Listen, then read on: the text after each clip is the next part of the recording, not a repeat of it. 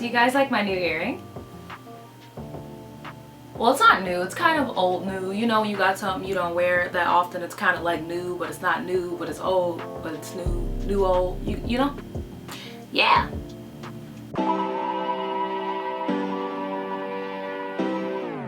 Hello everyone! Welcome back to my channel. I'm Kiya Boyd and I'm here to talk to you about so many different things. But today specifically, we're going to focus on the 8 biggest mistakes that I constantly make while living in Korea. Disclaimer, this information is not to attack Korean culture or to even make fun of it. This is just for me to explain like what's going on in my head and my opinion and why I keep forgetting these things you would think I would remember, but I forget all the time because life is happening. Things are happening. There's so many things in this big head of mine, so I'm not gonna remember everything. So sorry to Korean people in advance, sorry to Korean people in the past, sorry to Korean people in the future, because some of these I still ain't, they ain't clicking right now. Like it ain't connecting, okay? The first time I came to Korea was in 2015. It's been 4 years since I've even known about Korea, but technically only 2 consecutive 3 years that I've been living here. Number 1, being surprised when people ask me personal questions. Well, I've been here for long enough to know that when people ask you personal questions, you should be used to it by now. You shouldn't even take offense. I used to work with someone who asked me questions about my salary. Like, oh, how much do you make here? Or, what do you get paid this? Or, oh, so you take home this? And how many hours a week? And what's your time? Like, you're asking too many questions. This ain't none of your business. This is none of your business. And you're asking so many things. I'm like, why are you asking me this? This is a personal question. It's uncomfortable. Like, don't ask me. Number 2, constantly throwing tissue in the toilet. So in Korea, the pipes are kind of small. So if you're throwing like a bunch of tissue in the toilet, it's going to get clogged. Apparently, I just don't seem to get this in my head because the last place that I was living at, I clogged the toilet so many times. And apparently, it's really expensive to call a repairman or a plumber to unclog your toilet. I would know.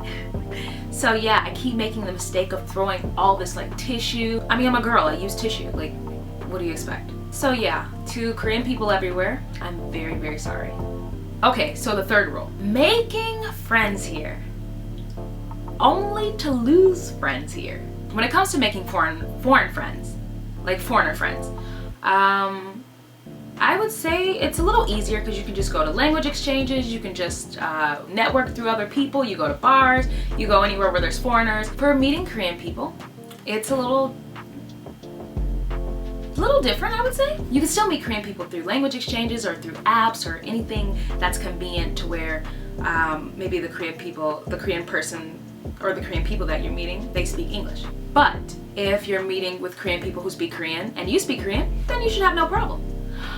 Only downside to that is, I would assume if you're going to be friends with someone, you gotta really be friends with someone. Because whenever I make Korean friends, if I don't hang out with them or contact them consecutively, eventually they just stop talking to me completely. And I feel like that's in any culture, but especially with Korean culture. Because if I'm like, oh, I'm busy this week, or I'm busy this week, or I'm busy this day, I'm busy this day, like, let's do it this day, let's do it this day, they eventually just stop talking to you. And then randomly out of the blue, maybe like a year, 3 years later, oh, hello, hey, you remember me? It's like, yeah, why you stop talking to me?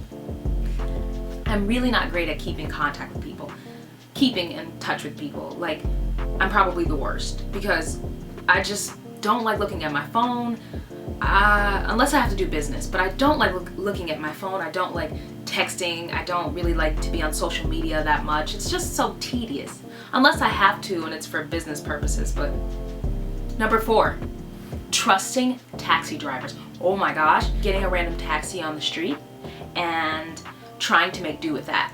So it's like, hello, like trying to call a taxi to you, you know, like, oh, come here, come here. Because in America, if we want someone to come here, we do this. But in Korea, it's like this, like, go away. almost. The whole taxi drivers, like sometimes they'll try to scam you if you're a foreigner and like you're in the taxi with them, and they'll take a longer route, or they'll take a route that's just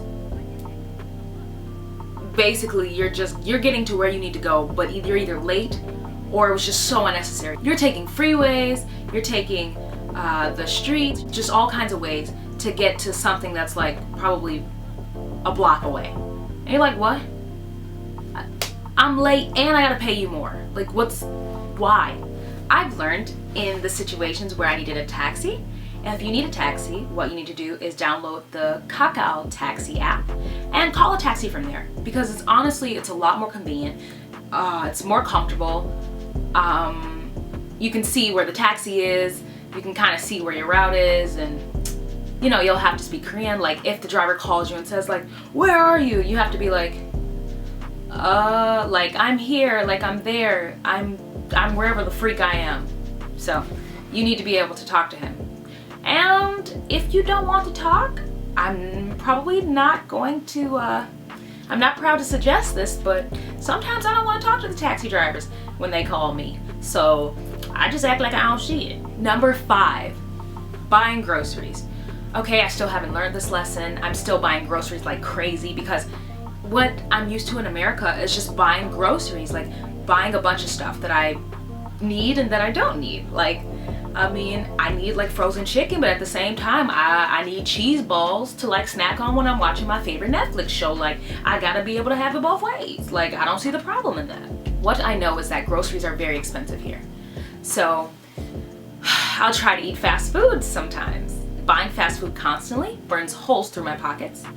On top of, you know, probably it's not healthy for me, of course, but what do I care? Like, I'm young, I can do what I want. I say that, and then I'm like old and like, oh, my whole body hurt, please help me, save me. Fast food is an option, but I wouldn't recommend it just so often. I like Korean food a lot, but I like Western food sometimes as well. And sometimes I just want to have my little Western style pasta or something like that. Yeah, it's expensive, so be prepared for that. That's why I buy groceries, but the groceries are so expensive, and I keep making this mistake where I keep buying these groceries and buying the fast food. At this point, I really just don't even, I wish I didn't have to eat to live, because that's where my money goes. My money does not go to clothes, it doesn't go to like the newest like shoes, or like the newest jewelry, or like the latest anything, like electronics, all this stuff. It goes to food. I spend so much money on food. Like, it's ridiculous. If you want to save money on food, you probably should buy groceries, but at least buy them from like, maybe the smaller marts will have better deals. Know how to cook, get a huge bag of rice, you can make that with anything. Rice, I've been eating rice every day of my whole life almost. So you could just go, you could throw some rice with some chicken, you'd be good. You'd be good, A1. Throw some little vegetables in there, some veggies I guess, whatever, you'd be good. Number 6, assuming certain foods don't contain nuts. I'm allergic to almonds, walnuts, cashews, pecans, but I'm not allergic to peanuts. Why is that? I don't know. Is that possible? I guess so, because it's my case. How am I alive? I really don't understand.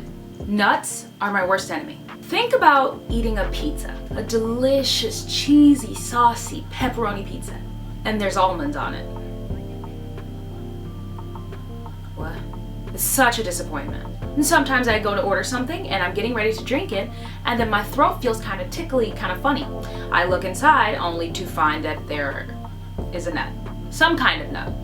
So, you're in Korea? Probably should be careful about that. You got any allergies, like especially nut allergies? You want to ask. Half the time, even when I ask if there's some kind of nut present, no one can tell me if there is. They either have to read off of the packaging or they just don't know. So you're taking a really big risk when you're eating certain foods here. Number 7, separating garbage. I just don't know anymore. Korea is so confusing when it comes to like how the recycling and the garbage, all these things go, because you have to separate the food waste, like the actual food waste. Like if you cook something, you don't eat it separately in a bag.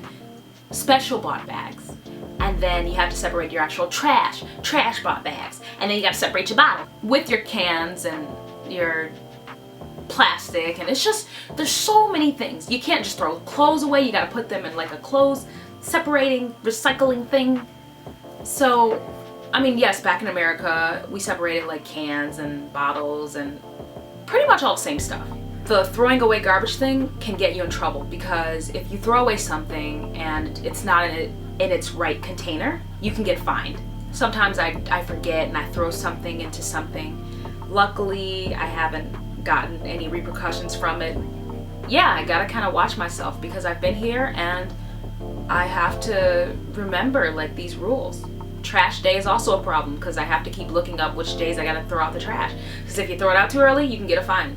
You throw it out too late, you can get a fine. Like, it's just fines, bro. And the last thing, the very last thing that I keep doing, the last mistake that I keep making here, number 8, going to dinner with coworkers, friends. When you're going to dinner with like coworkers, they call it a 회식.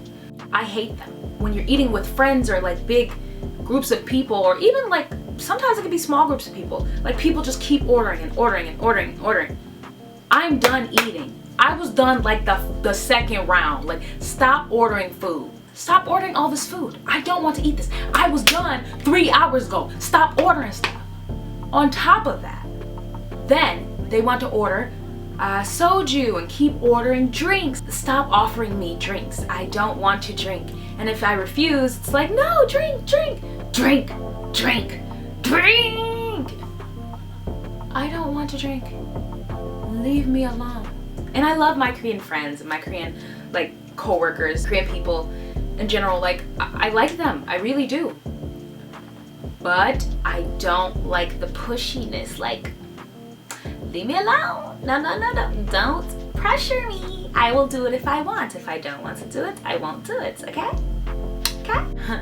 If you like this video, please don't forget to like, comment, subscribe. Tell me your thoughts. Let me know what you're thinking. Let me know how you feel about like them groceries, because to me, like, it just seems so unreasonable. Why they so high? But I get it, I guess. I'm in Seoul, gotta love it. Woo-doo-woo-doo-doo-doo. Thank you for watching, and I'll see you guys next time. Bye bye.